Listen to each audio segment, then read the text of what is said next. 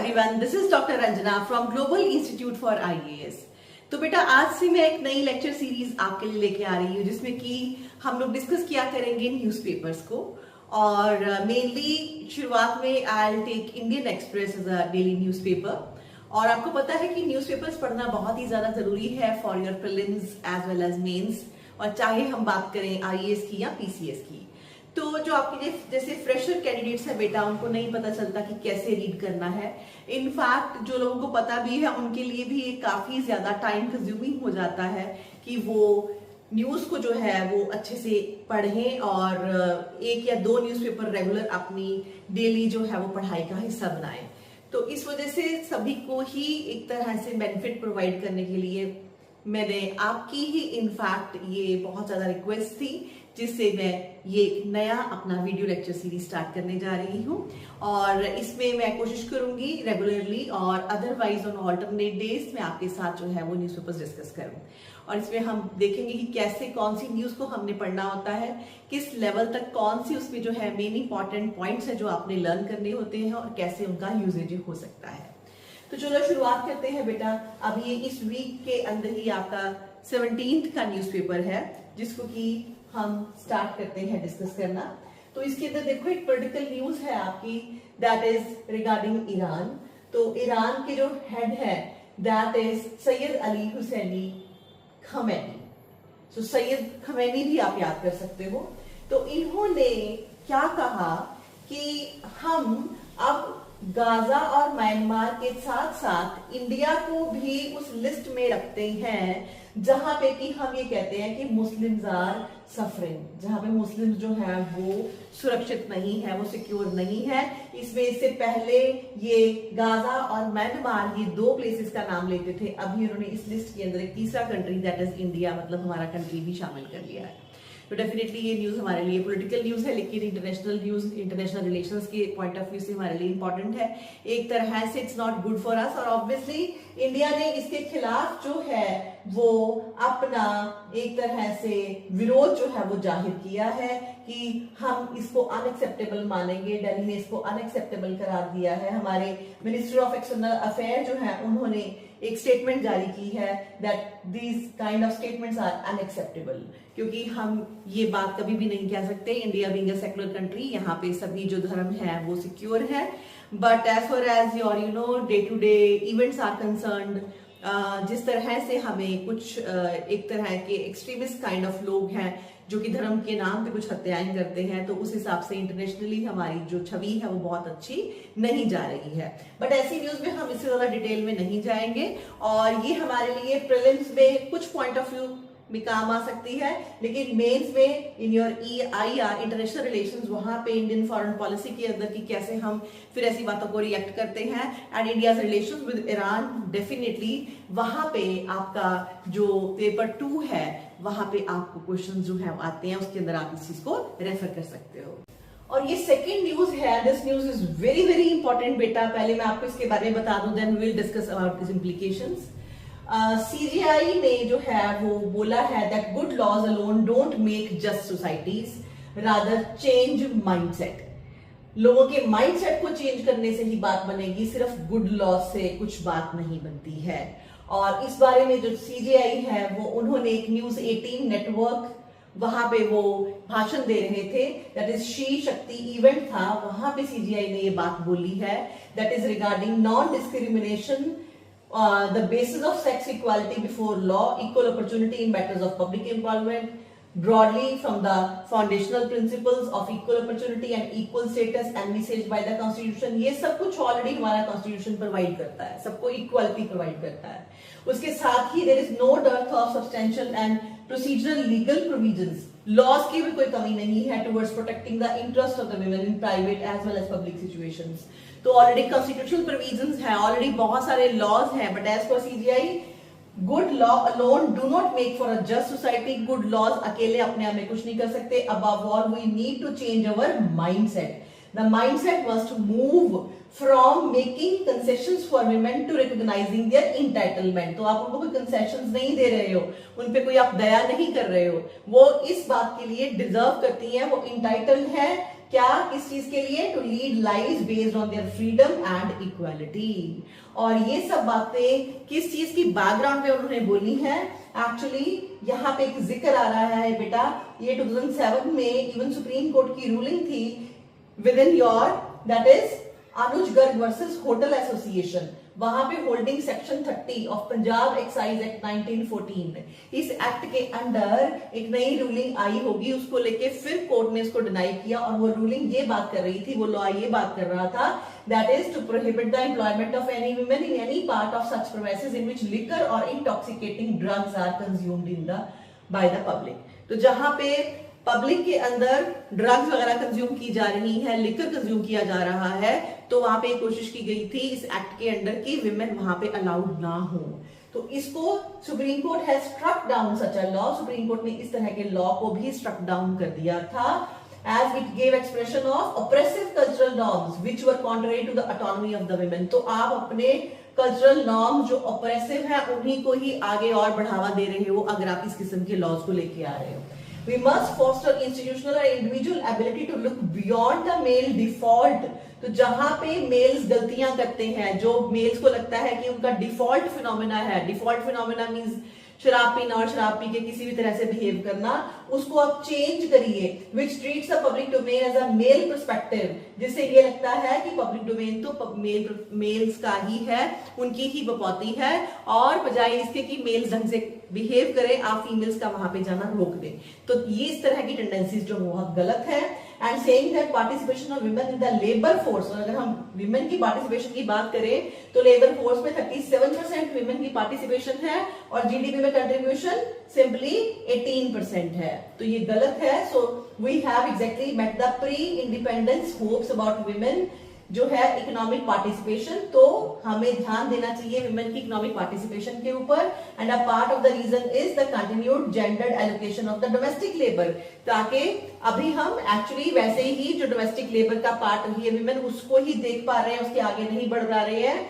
Even as women are entering the workforce, they are never divorced from the domestic realm। उनको domestic realm से अभी भी हम अलग नहीं कर पाते हैं। घर का काम तो मान के चलते हैं कि सिर्फ औरत को ही करना है, यही माइंडसेट हमारा बना हुआ है। And they are Dabali burden, इससे उनका बर्डन इंक्रीज हो रहा है। Besides domestic work being unaccountable for in the economy terms, और जो उनका घर का काम है वो तो अनअकाउंटेबल रहता ही रहता है, वो उनको ऑब्स्ट्रक्ट भी करता है women's ability to hold on paid work और to take on greater profession. इसी वजह से वो अपने घर की रिस्पॉन्सिबिलिटीज को निभाते निभाते और जो उनके लिए बहुत सारे एवेन्यूज हो सकते हैं उसको वो कंप्लीट नहीं कर सकती। तो बहुत ही इंपॉर्टेंट ये न्यूज है, और यहाँ पे आपको रेफरेंस मिलता है of CJI chief justice of India का। और डेफिनेटली इस तरह की न्यूज हमारे प्रीलिम्स पॉइंट ऑफ व्यू से इंपॉर्टेंट नहीं है, बट मेंस के लिए तो आपको पता ही नहीं कि आपको ये क्या मिल गया। बिकॉज मेंस में ऐसा हो नहीं सकता कि हमें सोशल इश्यूज में वुमेन के ऊपर क्वेश्चन ना आए, वुमेन इमेंसिपेशन को लेकर क्वेश्चन ना आए। वहां पे हम लोग भी यही बात कहना चाहते हैं, लेकिन as a person, as an aspirant, we have no capacity to write, और हमें उसकी ऑथेंटिकेशन के लिए रेफरेंस चाहिए होता है। और यहाँ पे आपको रेफरेंस सीजीआई का मिल रहा है कि ठीक है, constitutional provisions are there and definitely your law is there, but still हम क्या देख रहे हैं हमारे आसपास, किस तरह के इवेंट्स हम देख रहे हैं। वही आपके रेप केसेस आपको रेगुलर ड्यूरेशन के अंदर आपको मतलब कोई दिन ही ऐसा होता है जिस दिन हमें इसके बारे में पढ़ने को ना मिले। Through out the country in different areas you will find such kind of news. तो ऐसा क्यों है, ये जनरली दे आस्क, तो उसका आंसर हमें इसके थ्रू मिल रहा है। अलॉन्ग विद इट मेंस में आपको क्वेश्चंस के अंदर सजेशंस भी देनी पड़ती हैं कि किस तरह से होना चाहिए। तो again with the reference of CGI आप यही सारी बातें लिख सकते हो। और एक और इवन पीसीएस के लिए, पीसीएस मेंस के लिए आपको रेफरेंस मिल गया ऑफ अनदर एक्ट, जहां पे कि आपका पंजाब एक्साइज एक्ट 1914 की सेक्शन के अंदर ये बात 2007 के अंदर सुप्रीम कोर्ट के पास गई थी और ये डाला गया था कि जहां पे जो इंटॉक्सिकेशन वगैरह हो रही है, जहां पे इस तरह से लिकर सर्व हो रही है पब्लिक प्लेसेस पे, वहां पे विमेन को आने ही ना दिया जाए। तो इस तरह के डेरोगेटरी जो सेक्शंस हैं, लॉज हैं, उसको सुप्रीम कोर्ट ने खत्म किया था। ये रेफरेंस भी आप अपने मेंस के आंसर में लिख सकते हो और डेफिनेटली आपका आंसर बहुत अच्छा हो जाएगा। तो from mains point of view you do learn, इसको जरूर लर्न करिए। ये बातें जो है वो हमें खुद से भी पता है, हम सजेशन में भी बात करते हैं कि मेनली आपको माइंडसेट चेंज करने की जरूरत है। और इसके साथ माइंडसेट में जैसे कि जो घर का काम करना है वो सिर्फ वुमेन की ही रिस्पॉन्सिबिलिटी है, इसको भी चेंज करना पड़ेगा। मेल को भी वहां पे पार्टिसिपेट करना पड़ेगा ताकि फीमेल जो आपका डोमेस्टिक वर्क है या मैनुअल वर्क है इससे आगे बढ़ के और रिस्पॉन्सिबिलिटीज में आगे जाए और अपनी जितनी भी उसकी इफिशिएंसी है, जो कि कैपेबिलिटीज है, उसको सही से इस्तेमाल कर सके। तो चलो बढ़ते हैं बेटा आगे न्यूज की तरफ। This is again very important news. Now government plans ₹6,000 crore scheme to boost precision farming. एक नई कंसेप्ट आई है हमारी precision farming to cover 15,000 acres of land in 5 years. 5 सालों में 15,000 एकड़ लैंड में डेफिनेटली प्रिसीजन फार्मिंग स्टार्ट करनी है और इसको लेके 6,000 करोड़ जो है वो गवर्नमेंट सपोर्ट करने के लिए पैसा डाल रही है। तो ये सेंटर का प्लान है और इसके अंदर जो है ये प्रिसीजन फार्मिंग का मतलब क्या होता है बेटा, कि आप जो फार्मिंग करेंगे on the basis of modern approaches, जिसमें कि स्मार्ट टेक्नोलॉजीज जैसे कि इंटरनेट ऑफ थिंग्स, आपकी artificial intelligence, drones, then data analysis, ये सारी उसका टेक्नोलॉजी का इस्तेमाल करेंगे to boost production through maximal use of resources while minimizing environmental impact. हमारी आउटपुट इंक्रीज हो लेकिन एनवायरमेंट डिग्रेडेशन ना हो। आप एनवायरमेंट के ऊपर जो आपका बुरा इंपैक्ट आता है उसको मिनिमाइज करें और उसके लिए आप इंफॉर्मेशन टेक्नोलॉजी, जो भी आपकी नई टेक्नोलॉजी आई है जिसमें कि हमें पता है ड्रोन्स है, स्मार्ट टेक्नोलॉजी है आपकी, देन इंटरनेट ऑफ थिंग्स है जहां पे की चीजें आप कंट्रोल कर सकते हो किस तरह से, हमें रिमोट्स के साथ ही, है ना, हम कुछ भी कोई भी, जैसे कि अभी आप अपने डोर्स हैं, आप डोर्स को एंटर करने के लिए दीज आर स्मार्ट डोर्स, है ना, तो अपने आप ही आपकी प्रेजेंस को देखते डोर खुल जाता है। इस तरह से मोबाइल से ही आप अपने लेट्स से कि एसी को स्टार्ट कर सकते हैं। ठीक है, आप अपने ऑफिस में बैठे हैं लेकिन पहले ही आप अपना एयर कंडीशन स्टार्ट कर सकते हैं ताकि जब आप आए तो आपको अपना घर जो है वो कूल सिचुएशन में मिले। तो ये सारी सिंपल एग्जांपल्स हैं इंटरनेट ऑफ थिंग्स की। तो इन सब का इस्तेमाल करते हुए अगर हम फार्मिंग करते हैं तो उसको हम क्या कहते हैं बेटा, प्रिसीजन फार्मिंग बोलते हैं। एंड इसको लेके फिर जो है आपका एक मिशन है आगे, that is mission for integrated development of horticulture scheme. इससे पहले यूनियन मिनिस्टर ऑफ एग्रीकल्चर जो है इस प्लानिंग ए स्मार्ट प्रिसीजन हॉर्टिकल्चर प्रोग्राम। ये भी आपका स्मार्ट प्रिसीजन वाला पार्ट ही है जिसको ये ऐड करेंगे mission of integrated development of horticulture scheme के अंदर। और फिर वही ये आपका 15,000 एकड़ इन्होंने कवर करना है 2024-25 से लेके 2028-29 तक, जिससे कि अराउंड 60,000 फार्मर्स को फायदा होने वाला है। और फिर एट प्रेजेंट आपका इंफ्रास्ट्रक्चर किस तरह से काम कर रहा है, इसके लिए कौन सा फंड है, एग्रीकल्चर इंफ्रास्ट्रक्चर फंड AIF, और जो कि बनाया गया था कब, कोविड-19 के ड्यूरेशन के टाइम पे, और इसका इस्तेमाल होगा has provisions for financing infrastructure projects for smart and precision agriculture. Now under this, individual farmers as well as farmer communities such as farmer producer organizations, then your primary agricultural credit societies, then self-help groups are eligible for loans with interest subvention of 3% for using technology and technological solutions in farm practices। तो अगर वो अपने farm practices में ऐसे solutions को लेके आएंगे तो उनको 3% जो है वो इंटरेस्ट कम भी पड़ेगा लोन्स के ऊपर। And these practices include farm harvest automation, purchase of drones, putting up of specialized sensors on the field, use of blockchain technology, AI, artificial intelligence in agriculture, remote sensing and internet of things। ये सारे सब components आप precision farming के अच्छे से learn कर लीजिए, जिसका भी इस्तेमाल किया जाता है, बिकॉज ये आपको प्रीलिम्स का क्वेश्चन बन सकता है जिसमें कि आपको ये सब कुछ ऑप्शन में पढ़ा होगा, which of the following can be counted as part of your precision farming. तो ये सारी ऑप्शंस वहां पे रह सकती हैं, आपको ध्यान देना है। Apart from offering financial support, Center is also considering collaboration with the Netherlands and Israel। तो इस टेक्नोलॉजी में हम सपोर्ट लेंगे और दो कंट्रीज की, नीदरलैंड और इजराइल की, where tech based modern farming solution are being used, जहां पे ऑलरेडी ऐसी चीजें यूज की जा रही हैं through their center of excellence, and the number of your center of excellence is likely to be 100 in next 5 years। तो हम भी इस तरह से यहाँ पे सेंटर ऑफ एक्सीलेंस अपने स्टार्ट करेंगे। And under Indo Israel agriculture project 32 such जो है आपके एक्सीलेंस के centres have already been set up in 14 states. Center has also set up 22 Precision Farming Development Centers, PFDCs, again for prelims, आपके लिए important है. And across the country to test new technologies and modify them according to local needs. According to Ministry, 22 PFDCs are located. Already ये जो 22 आपके PFDCs हैं, what is PFDC? Precision Farming Development Center, और ये आपके start किए जा चुके हैं. कहाँ पे? एग्रीकल्चरल यूनिवर्सिटीज में, आईसीआर इंस्टीट्यूट्स के अंदर, आईआईटीज के अंदर. कौन कौन से स्टेट में? Tamil Nadu, Karnataka, MP, Odisha, Rajasthan, Haryana, Telangana, West Bengal, Ladakh, UP, Punjab, Gujarat, Uttarakhand, Maharashtra, Chhattisgarh, Jharkhand, Bihar, HP, Kerala, Manipur and Assam. इसके अंदर पंजाब भी है. सो फॉर पीसीएस एक्चुअली मैं आपको ये पढ़ के बता रही थी, ये सारे स्टेट्स आपको ध्यान में देना है. Besides, funds are released to state UT for projects involving use of AI and machine learning under the scheme like National E-Governance Plan in Agriculture. तो इसमें भी ये सबस्यूम करेगा. तो इसमें पंजाब भी शामिल है. पीसीएस पॉइंट ऑफ व्यू से ध्यान दीजिएगा और यूपीएससी के लिए थोड़ा सा ध्यान दीजिए कौन कौन से स्टेट्स इसके अंदर आते हैं. तो प्रिसीजन फार्मिंग के ऊपर स्ट्रेट में आपको इसी न्यूज में से 2 से 3 क्वेश्चंस बन के आ सकते हैं. इसके अलावा मेंस में हमें डेफिनेटली एग्रीकल्चर के ऊपर क्वेश्चन आता है और उसमें खुद से ही आप अपनी तरफ से जो गवर्नमेंट की नई पॉलिसी है, किस तरह से गवर्नमेंट एग्रीकल्चर के ऊपर ध्यान दे रही है, वो आपको लिखना होता है. और आपको जो पेपर 3 है साइंस एंड टेक्नोलॉजी वाला, वहां पे भी usages of technology in agriculture, इसके ऊपर आपको जो है जीएस पेपर 3 वहां पे क्वेश्चन पूछा जा सकता है. तो डायरेक्टली आपका यही आंसर वहां पे होगा. इस तरह से आपको न्यूज़पेपर को यूज करना चाहिए. इसको पढ़ के समझ के लर्न करना चाहिए. थोड़े से नोट्स ले लीजिए और यहाँ पे इनके नोट्स लेने की जरूरत नहीं है. इसकी सॉफ्ट कॉपी मैं आपको अपने टेलीग्राम चैनल पे ही डाल दूंगी. वहां पे आप देख के इसमें से इंपॉर्टेंट ट्विस्ट पॉइंट्स जो है वो आप लिख लीजिए कहीं पे और उसको रिवाइज करते रहिए. कीप ऑन रिवाइजिंग बिकॉज आपके पेपर्स जो है प्री और मेन्स एक्चुअली स्टैटिक को छोड़ दे तो बाकी सारे के सारे आपके पेपर के क्वेश्चंस जो होते हैं वो न्यूज़पेपर्स और करंट अफेयर्स में से ही निकलते हैं बेटा. नेक्स्ट न्यूज बेटा इतनी रेलिवेंट नहीं है, सिर्फ इसमें आपको कुछ ही इंफॉर्मेशन लेनी है.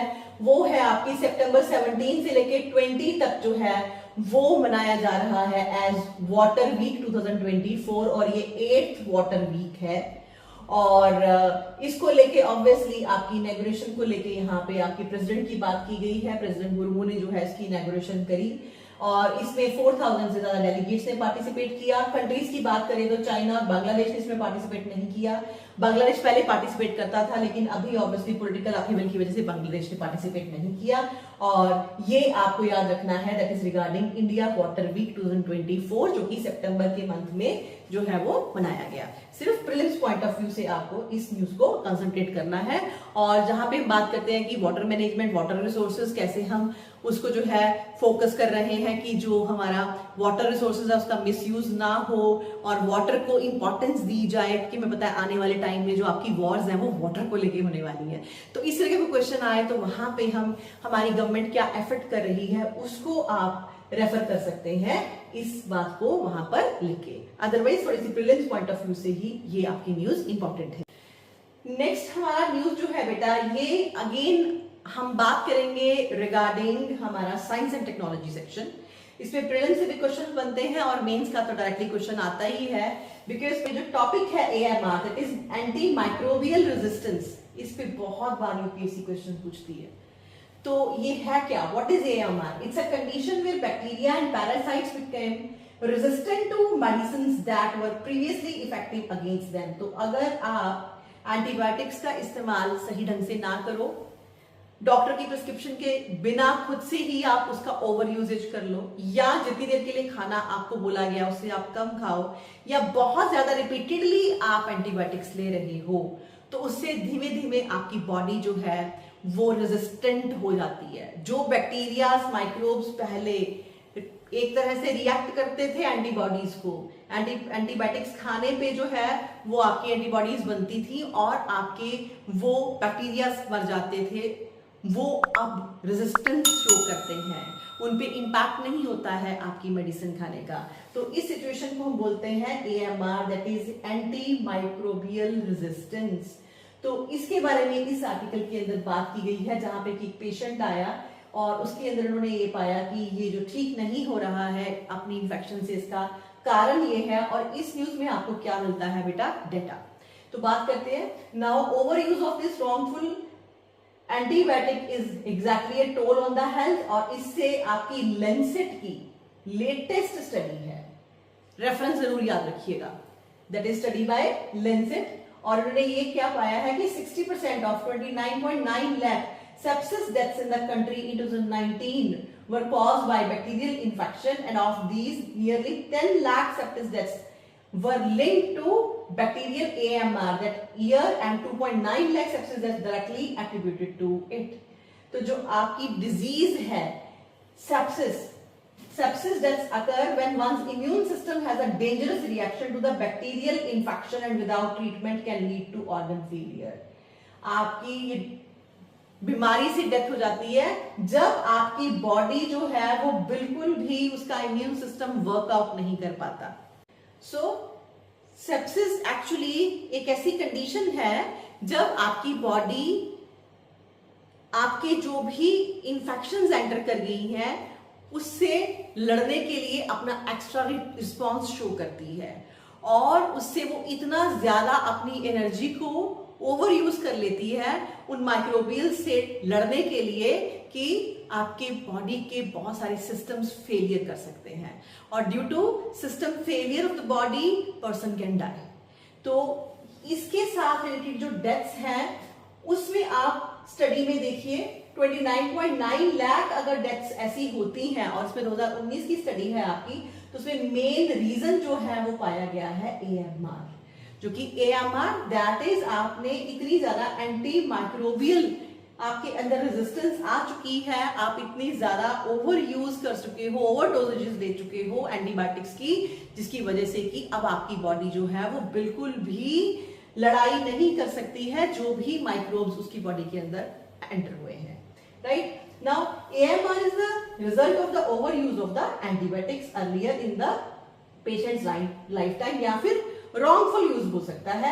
With rising rate of drug resistance bacteria in India, treatment options are becoming increasingly limited, और उसके बाद फिर ऐसे पेशेंट का ट्रीटमेंट करना बहुत ही मुश्किल होता है, और इसमें अगर हम देखें तो ये ऑलरेडी रिकॉग्नाइज्ड है, मेजर ग्लोबल हेल्थ चैलेंज है। AMR is anticipated to worsen the coming decade with Lancet prediction, और आगे prediction है 39 million people around the world जो है they could die with this condition. And the report based on a new study of global research on antimicrobial resistance project is the first global analysis of antimicrobial resistance trend over time. तो पहली बार globally जो है इसको study किया जा रहा है, और इसके अंदर आगे थोड़ा सा और बढ़े तो हम ये पाते हैं कि estimate the study come from 22 pathogens, 84 pathogen drug combinations and 11 infections.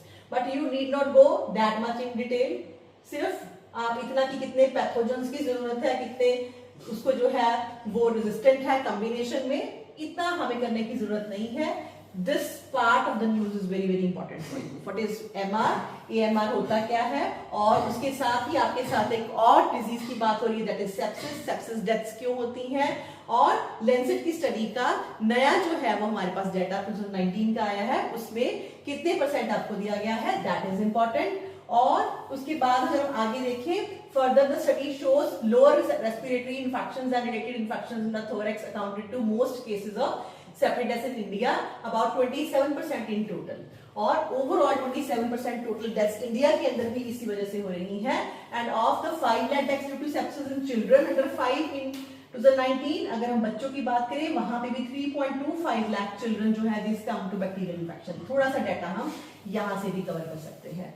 India के अंदर अगर स्पेसिफिकली बात करें तो बच्चों में भी जो है वो डेथ्स का 3.25 लाख चिल्ड्रन जो है वो इसी बैक्टीरियल इन्फेक्शन की वजह से उनकी डेथ हुई है, और this was mainly caused by what, your AMR, that is anti microbial resistance. तो डेफिनेटली कहां पे आएगा, जैसे मैंने भी आपको बताया, that is in your paper 3, जहां पे कि हम बात करते हैं साइंस एंड टेक्नोलॉजी, और यहाँ पे हमारा टॉपिक क्या है, मेडिकल साइंसेस। तो वहां पे आपको स्टेटस ऑफ हेल्थ के लिए आ सकता है, या even I have seen AMR पे स्ट्रेट वे आपको प्रीलिम्स और मेंस दोनों में क्वेश्चंस पूछे जा चुके हैं। तो इस तरह say that much is sufficient for today. आज की वीडियो में इतना ही कवर करूंगी और इस तरह से प्लीज आप इस वीडियो को देखिए। अगर एक बार में नहीं समझ आया तो आप दूसरी बार इसको आप जो है रिवाइज करके रिपीट करके देखिए। इसकी सॉफ्ट कॉपी भी आपको मिल जाएगी, जैसे मैंने आपको पहले भी बताया, Telegram channel that is global institute for competitive exam, वहां पे आपको मिल जाएगी। और इसमें जितने भी इंपॉर्टेंट पॉइंट्स मैं डिस्कस करा रही हूँ सिर्फ इसको आप लर्न कर लीजिए। तो इस तरह से I try to continue this video lecture series, और इसमें आप क्या चेंजेस चाहते हैं प्लीज आप अपनी फीडबैक मुझे दीजिए, और इसके साथ ही प्लीज लाइक कीजिए और शेयर कीजिए। Thank you so much for watching.